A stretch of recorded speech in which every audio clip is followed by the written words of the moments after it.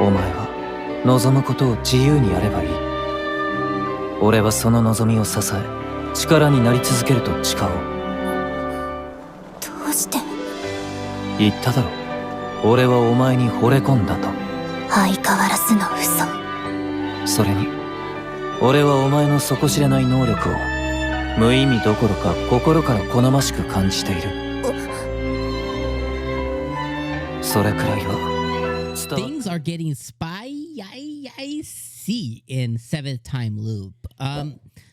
Much like our main character, much like our main girl Riche, I also want to know what Arnold's motives were for basically inducing a world war. Like, honestly, like, I really want to know kind of like what was the thing that spurred it. Now, here's the thing.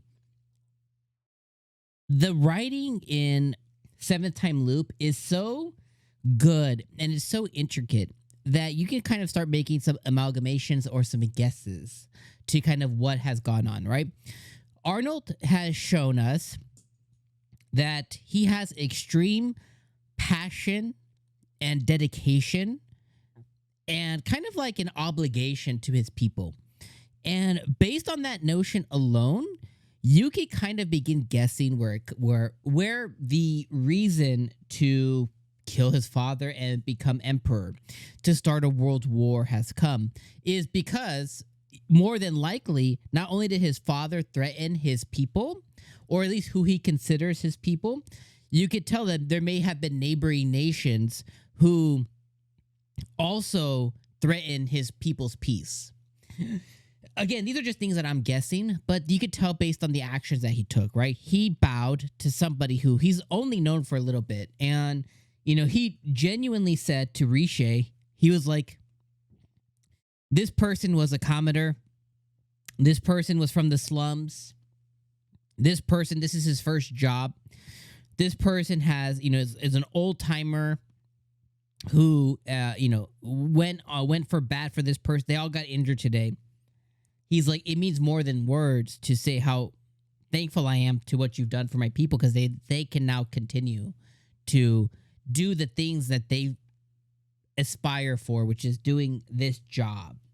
And it's such a cool thing to be able to see with this show. And, you know, again, like I said, you can start putting these things together, but he definitely has this dedication and this passion and obligation to his people.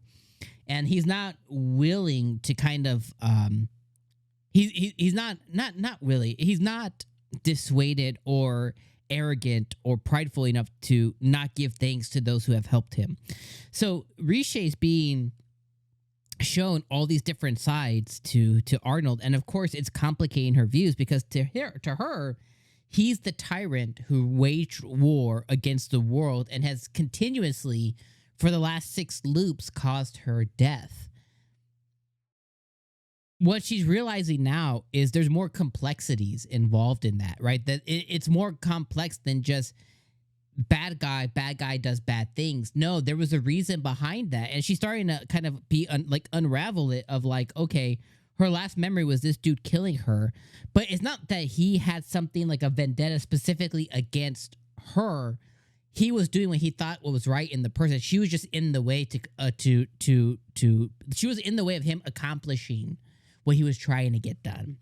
And I think it's weaving this really cool and intricate story. And at the beginning of this episode and at the end, he told her that he's fallen in love with her. And I think that he's being 100% genuine. And how cool is it for Riche, you know, well, not cool on one side to, you know, potentially also fall in love with the person who ended your life in one of these loops.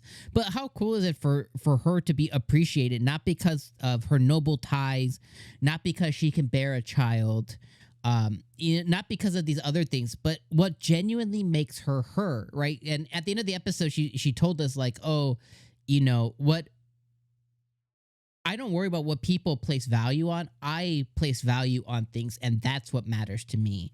And how cool is it for someone to take value or to see someone's worth in the things that they find valuable. You know what I mean?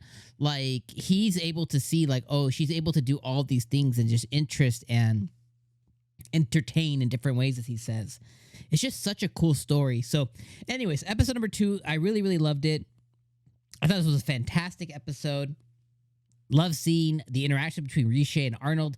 Love seeing the interaction between Riche and his men. She's obviously going to be very, very popular. She's going to be popular with some of the maids. She's already, shown that. She's going to be popular with all of the knights, even the ones that are bestowed onto her, because, she told them like, hey, I got the cleaning. I can't make knights do this. So because of the different personalities that she had, of one time being a maid and understanding people, one time being a doctor and understanding people, one time being, this merchant and understanding people. Like she has all these different skills that are just, they're her. They're a part of her now. They're just going to exude in different ways subconsciously.